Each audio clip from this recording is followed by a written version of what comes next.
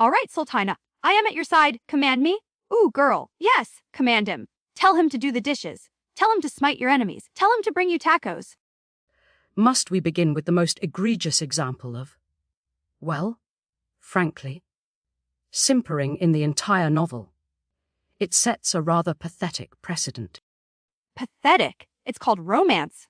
R-O-N-C-E.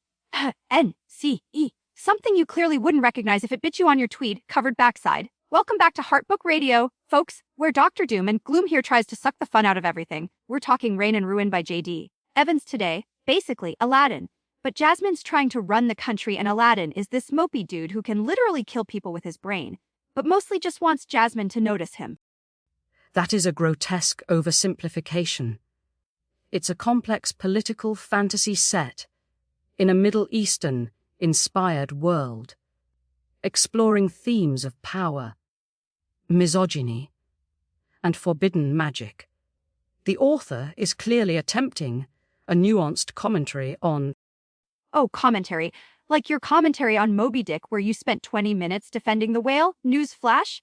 Sometimes a big fish is just a big fish, and sometimes a hot death prince is just a hot death prince who needs a little direction. Like my neighbor Gary with his leaf blower, useless until you tell him exactly where the property line is. We are not relitigating the cetacean motivations in Melville Dosh. The point is, Naomi, the Sultana, in Waiting, is positioned as this shrewd political operator. Yet half the reviewers seem to think she's utterly inept. Okay, let's talk, Naomi. Miss, I'm a cool, calculating leader, honey. You're surrounded by crusty old dudes trying to marry you off like you're a prize goat. Show some fire. One reviewer wanted her to seduce Makram for political gain. Now that would have been interesting. Instead, she just kind of waits for him to show up and fix things. That's precisely the critique. Is she a feminist icon taking charge? Or a damsel reliant on convenient plot armor, provided by her magically overpowered boyfriend? It's narrative dissonance. And don't get me started on Makram. Ooh, Makram, my tortured little shadow puppy. He's got death magic. But apparently he's also a golden retriever. Make it make sense. People are calling him a feminist icon because he respects Naomi, and others are calling him a total simp. Which is it? It's like my ex. Kevin, 1 minute he's fixing my leaky faucet, the next he's crying because I watched the next episode without him complex. Comparing a wielder of forbidden necromantic arts to Kevin is perhaps the most thing you've ever said. Makram's supposed trauma feels utterly superficial. He has the power to stop hearts. Yet his primary function seems to be gazing devotedly at Naomi and occasionally losing his temper like a toddler. Denied a biscuit. One reviewer actually said he single-handedly ended toxic masculinity in literature. The hyperbole is staggering. Okay, maybe that's a bit much, but isn't it kind of nice? A guy with ultimate power who's just nice and totally whipped. I bet Naomi never has to ask him twice to take out the trash, unlike some historical literary figures obsessed with aquatic mammals. We're discussing Rain and Ruin, not my perfectly valid interpretation of Ahab's existential struggle. The question remains, is this book actually any good? Or is it just a mess of conflicting intentions? Right. Is it good? Well, the romance people are like, oh my god, pick me up off the floor. I've melted.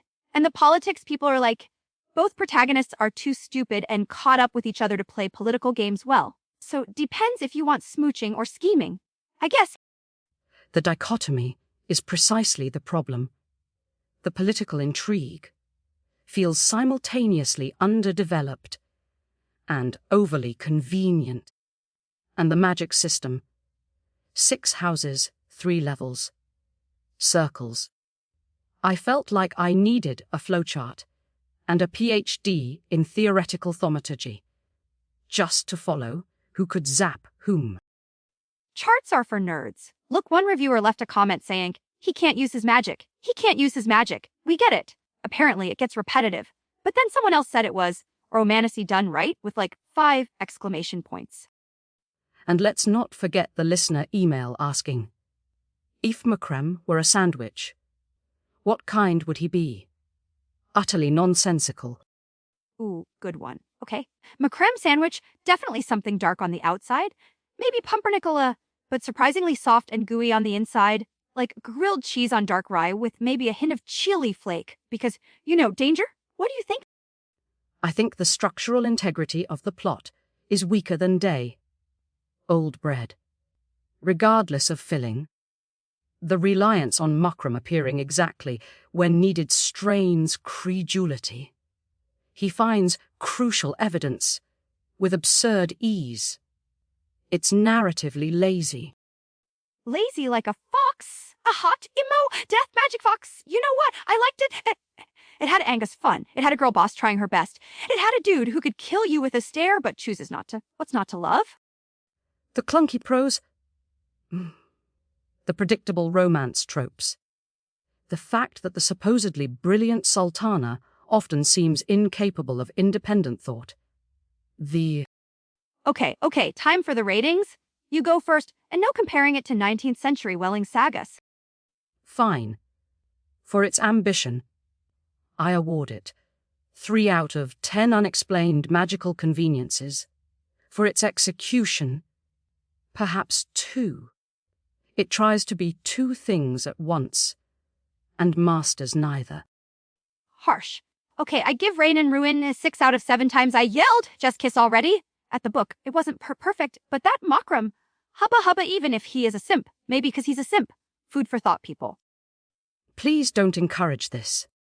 Too late. Join us next week when we tackle the controversial self-published hit Gary the Gargoyle's Guide to Gutter Cleaning. Sounds riveting.